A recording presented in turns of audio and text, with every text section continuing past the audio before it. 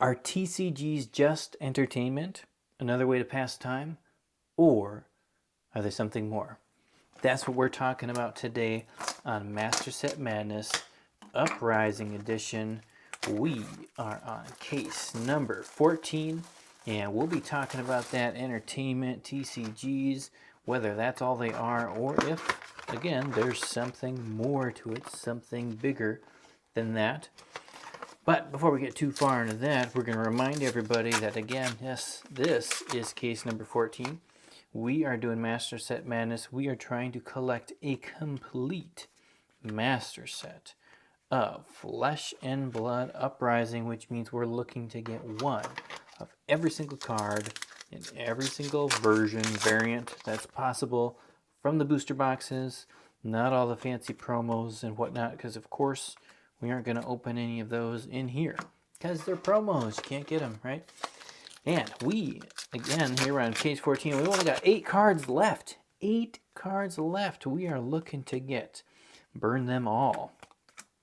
Sorry, as a Rainbow Foil Majestic, Burn Them All and Liquefy. We need one more extended art in Phoenix form. We need one Cold Foil Legendary now, Tiger Strike Shuko. And we need, let's see, 3 Marvels. The Marvels have become the big category now. We need a Marvel Ash, a Marvel Miragai, and a Marvel Uvia. And we only need one Fabled now. We only need one. We're looking for the Cold Foil Blood of Drakai because we got the Rainbow Foil version in the last case. Yes. Progress is being made. Progress is being made. But 8 cards, long way to go potentially. Though, I don't know, you could get them pretty quick if we're super, super lucky. Hopefully we will be. So, that's what we're looking for today. Again, we're not stopping, taking time to look at all these cards because, there's something here, there's something here. We're not taking a look at all these cards. We've seen most of them. Oh my goodness. Oh my goodness. Come on. Invoke Uvia. That, my friends, is what we needed. Check off one of those Marvels. Boom, boom, boom. Come on. Can we do this? Can we do it? Can we get Master Set Madness to actually happen? And can we get it to happen in less than like a million cases, right? I mean, some people responded to a comment earlier today of 35 cases with missing cards in it. I hope we don't get that far. It sure helps out checking off Uvia. Excellent, excellent. Come on, let's get a couple more. Is that not entertaining? Is that entertaining for you or what? So, entertainment. Flesh and Blood, or TCGs in general. Rewind. The question is, is this just for fun? Not Master Set Madness in general, but I'm talking about Flesh and Blood card games. Are they just something fun, just a way for us to pass time, to enjoy, things we have around us? Or is there something more to it? Can it be something more? And is that something that's kind of integral to what it is? Or is it more just kind of how we decide to use this? How we decide to use the game? Those are the questions I seek to answer. Ooh, Insidious Chill.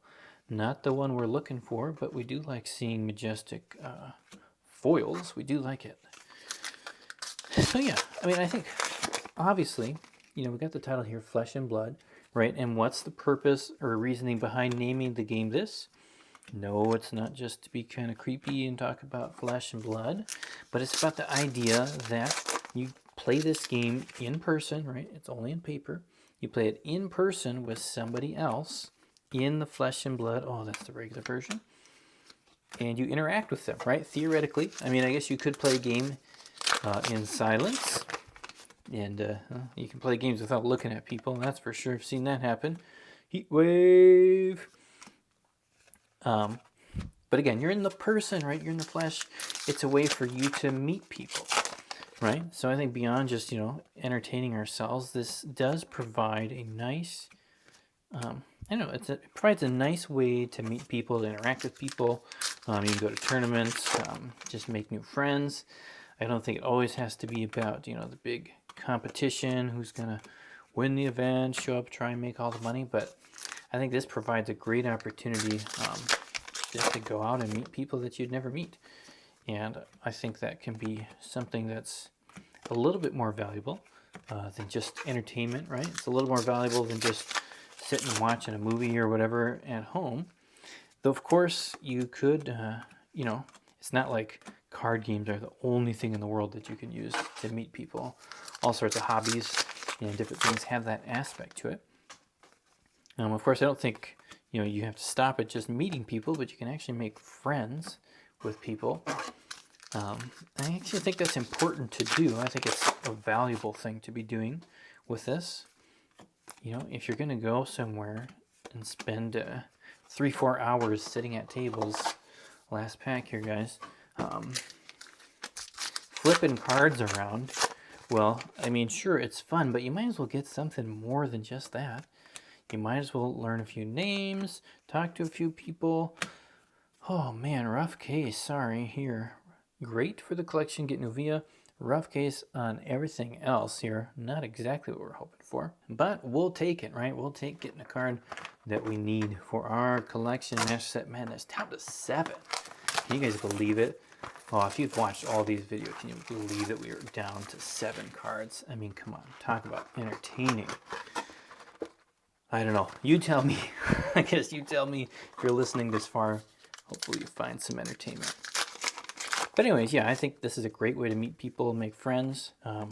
I've had a lot of experiences where, not necessarily just Flesh and Blood, but other card games, Magic or different things. It's just a really easy way to find people to hang out with. But also, I mean, when you have a game like this, these collectible games, they're the kind of hobby that you're a little bit invested in. Right? If you can't tell, you get a little bit invested in it. And so then when you find somebody else who's also interested in it and also invested in it like you, it just kind of creates a really easy bond. Though I do think I find, while this can be a great way to meet people and make friends, Lava Burst, cool card. You little slippers, clothing slippers. I do also find that not, sometimes there's people who just want to show up and they just want to play the game and then leave. And that's fine, right? I'm not going to do any knocks for anybody who wants to do that. But I think it can be more, and I think it's a little bit more enjoyable when you let it be more. Yeah, why not? And so, I mean, part of that then is really what you can do is, a game like this can not only be something that helps you meet people and make friends on your own, but it can also be something that develops a community, right? I think that's a really fun thing.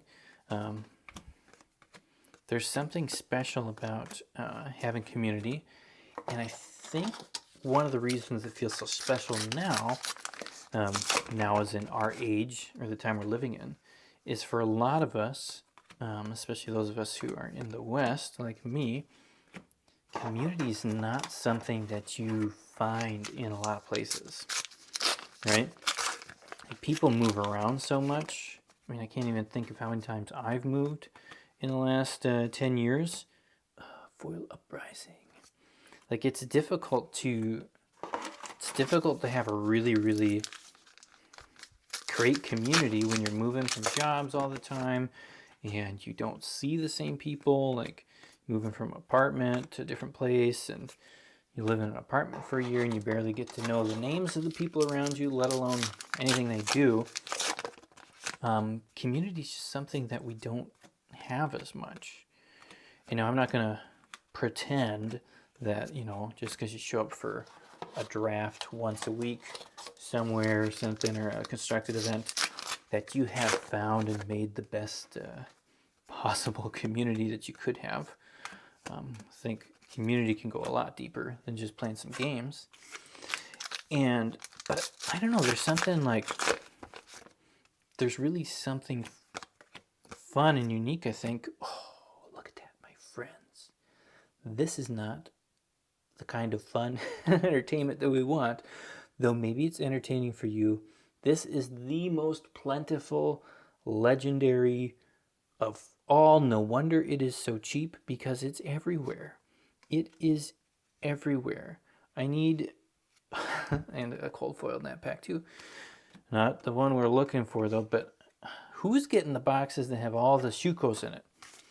Who's got all the Shukos? I would rather have a pile of those, even just, you know, price going down, but I just want it's a cool looking card. Give me a pile of those.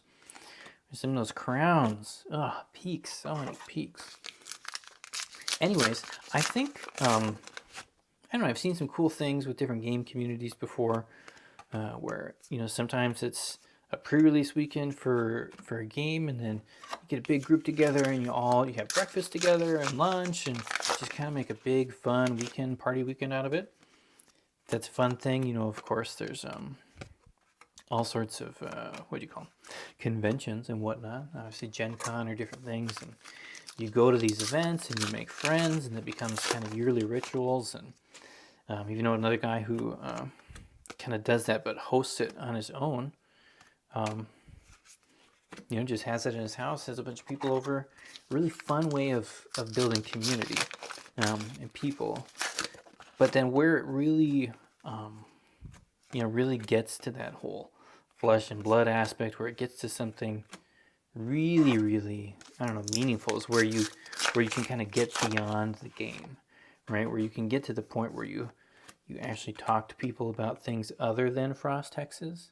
You know, as cool as those are, there is more going on out there. And I don't know, I've seen it happen in different places. I think it's really cool. I think that this form of entertainment, and like I said before, others as well, can really be an interesting and powerful catalyst for creating community. But that tough thing is figuring out, okay, how do you get beyond just sitting and playing the games? I found that, you know, depending on who's sitting across the table from you, extremely easy or extremely difficult. Sometimes people just don't want to, you know, and I get it. You know, sometimes for some people, like going to an event or, you know, sitting and playing a game, invoke Domina. It's kind of like, I don't know, escape is sorry, what am I doing here? What's going on? Escape is probably too strong of a word, but it's a place you go where you don't have to sit and think about kind of all the stressful things that are happening, all the challenging things that are happening in life. You know, not necessarily want to go and sit and talk about what you do for work or different things. That's the end of box 2. I'm not great box. Not a great box. Come on, box 3. So I get that, and I get that, you know, people are, that's one way of doing things, but I just, you know, for me personally, we're going to come right back in just a second, and that is going to be all fixed. 3, 2, 1.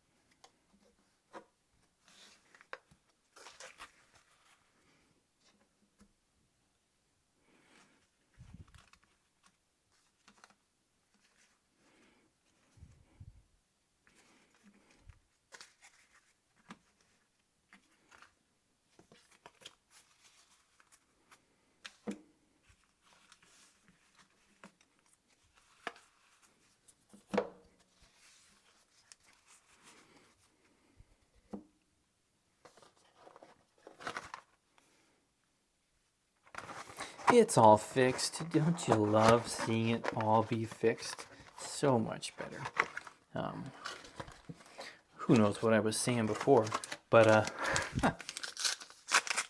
we're on box 3 here. of video 14, which means we're in quite a few boxes, and we don't really care about seeing those.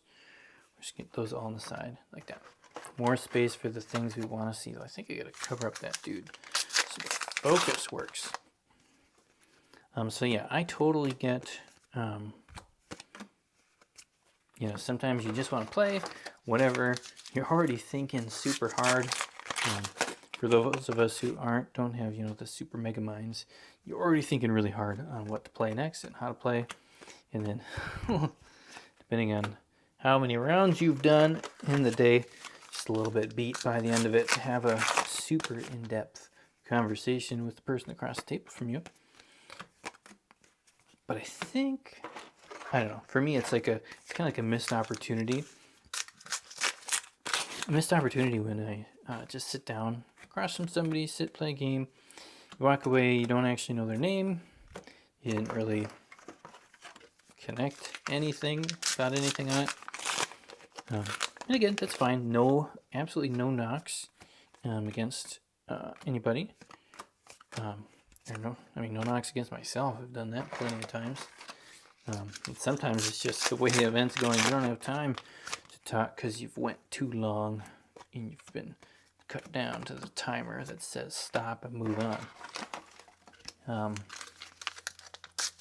But yeah, I don't know.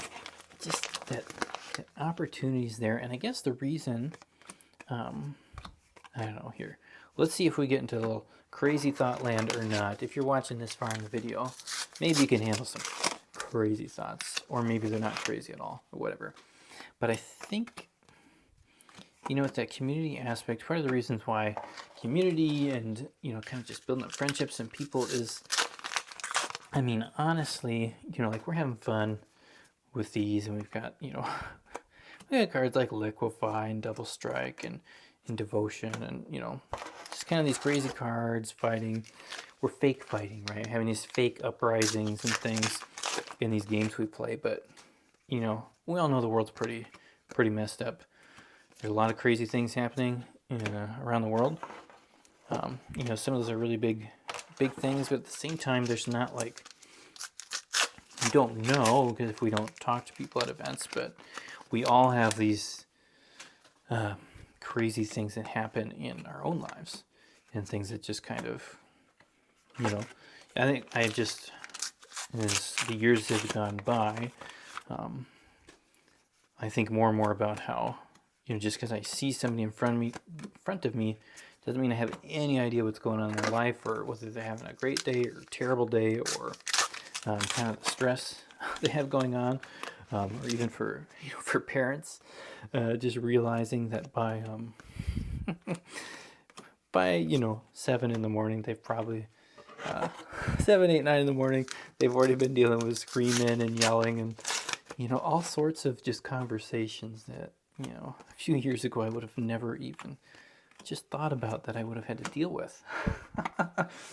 By the time I get to work, I've already kind of had sometimes some very chaotic experiences, which is, of course, not the end of the world or anything, but it's just a different perspective of thinking about, okay, what are people dealing with on a day-to-day basis? And that's where I see it's kind of, and okay, you know, serious is supposed to be entertainment, right? But the question is, can this be more than entertainment? And don't worry, I promised you, don't feel the frost burn.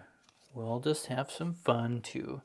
But I think there's just that opportunity when you sit and you take a little bit of extra effort to get beyond the game, talk to the people, get to know them, work on trying to build a community, even if that's just, you know, again, having the same people hanging out for a draft or constructed or whatever, and becoming a regular at a place.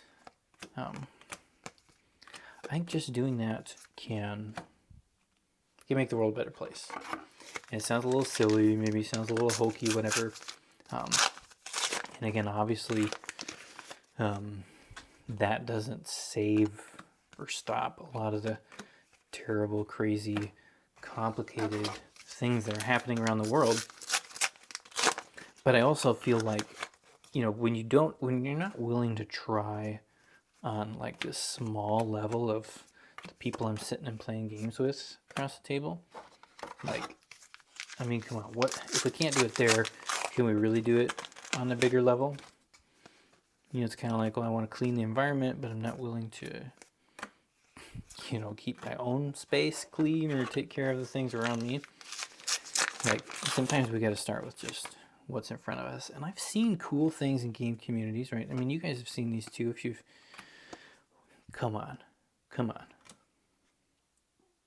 This is why we need community, so that I can hand these coronet peaks off to everybody else who needs one, who wants one.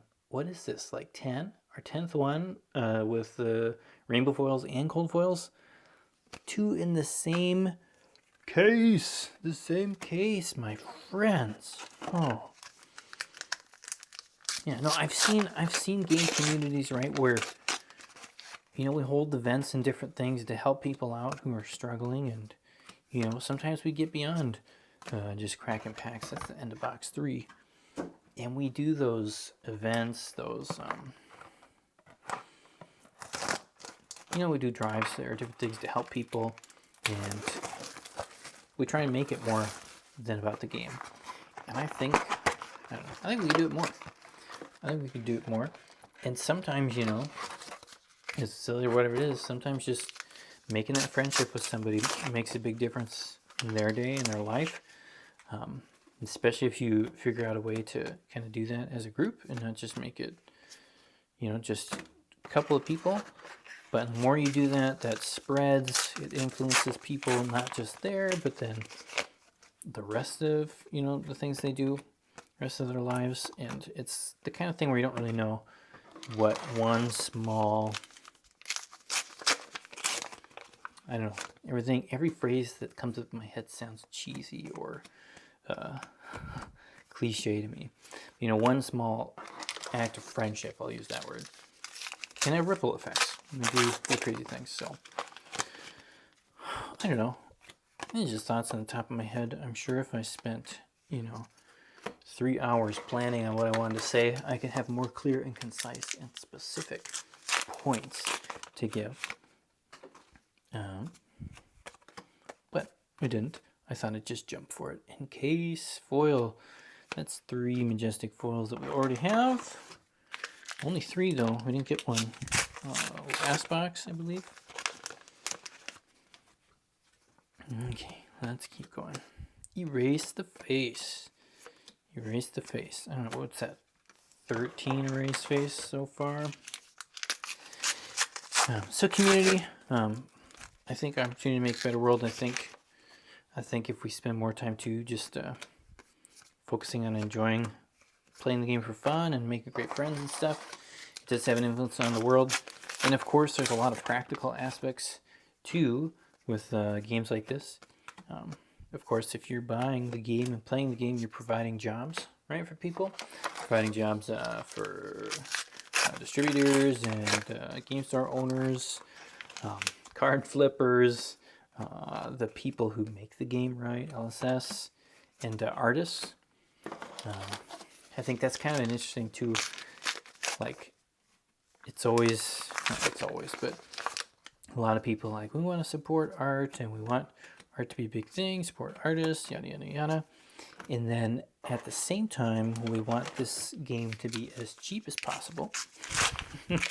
Right? We want everything to be as cheap as possible, have as little amount of value, but, you know, and I know the money doesn't all get exactly probably where it should go, but you gotta pay to play the game if you want these people who do a wonderful job putting all the art and everything together. Not to mention game. Oh, I just punched that pile. Get that later. Boom. Game testers and all that jazz. Gotta pay up a little bit if you want people to create things like this. So, gotta pay to play, or you gotta pay to look at this stuff. So, rise up. Pay so that these artists can continue. This is half a box here, box 4, and not a pretty box. I guess that's why I probably punched that pile. Nothing, no cold foils. We got one majestic foil that made us a little bit sad. Oof. Oof, we got one card to help our set so far, and then the legendary that makes us the most frustrated because we have the most of them in the Cornet Peak. I don't. What do you do? What do you do about those Cornet Peaks? Is there anything you can do about getting those over and over again? Oh, last quarter of the box of the fourth box in this case, Freezing Point. We got that one already. Like I said, we're not taking a lot of time to stare at those. Guess technically we could still get something. We should hopefully get some sort of cold foil in this box.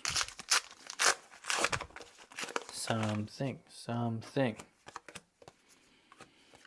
Oh man, we're going to be doing this forever, guys. Master Set Madness till 2030. Oh, I've been talking for too long. When you just start saying, madness, then you know the madness has set in. So, last couple packs here. I did find, for those of you wondering, I did find a binder.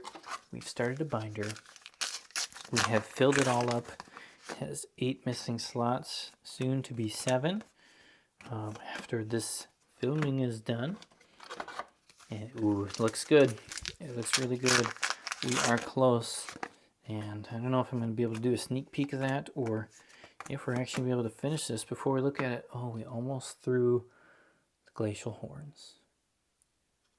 Does he represent how we feel right now? Maybe. Last pack.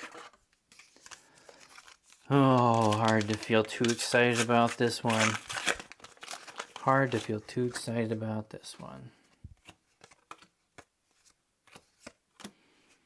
There's the end of case 14. I don't know. Do you really want to know the price on this one? Do you really want to know? This could be the worst. I guess I'll check quick. Check this out, everybody. We just opened the worst case that we have opened on Master Set Madness value-wise. Our little 2 Coronet Peaks here did not help us get anywhere good. They didn't help us get anywhere good. We got $110 out of this case. $110. That is less value than just buying 2 of the boxes, right? It's less value than getting 2 of the boxes sealed. That's rough. That is rough. Oh man, how are we going to keep Master Set Madness going at this rate? I do not know. But thanks for watching this far. If you appreciated the conversation or the conversation made you angry, please let me know in the comments. I'd love to hear your feedback, whether you think that I am too optimistic about the ability for this game to be more than just entertainment, or let me know if you agree, if that's something that you try to do when you play these games. So appreciate your time. Like, comment, subscribe, do all that jazz. Let's see if we can make this Master Set Madness actually work. Peace. Thanks for watching.